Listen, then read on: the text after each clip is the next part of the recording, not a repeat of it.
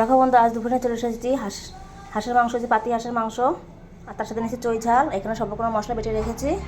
আর এখানে নিয়েছি নতুন আলু, এখানে পেঁয়াজ নিয়েছি। বন্ধুরা, তেল গরম হয়ে গেছে, এই যে এই তেলে আলুগুলো ভেজে নেবো। দেখো আলুগুলো একটু করে ভেজে নিয়েছি, এবার তুলে নেবো। এই তেলে ফোড়ন দেবো গোটা জিরে, তেজপাতা। দেখো এটা ভাজা হয়ে গেছে, এবার দেবো কুচানো পেঁয়াজ। দেখো পেঁয়াজটা ভাজা হয়ে গেছে, এর মধ্যে বেটে রাখা মশলাগুলো দিয়ে দেবো। দেখো মশলাটা প্রায় কষানো হয়ে এসছে, এর মধ্যে মাংসগুলো দিয়ে দেবো। এর মধ্যে এবার লবণ আর হলুদ দিয়ে দেবো, যা লাগবে পরিমাণ মতো। দেখো ভালো করে বেশি নিয়েছি, এবার ঢাকা দিয়ে দেবো। দেখো মাংসটা প্রায় কষানো হয়ে এসছে, এর মধ্যে ভেজে রাখা আলু আর চই ঝাল দিয়ে দেবো, ভালো মিশিয়ে নেবো। দেখো মাংসটা ভালোভাবে কষানো হয়ে গেছে, এবারে জল দিয়ে দেবো, গরম জল, ভালো করে মিশিয়ে নেবো।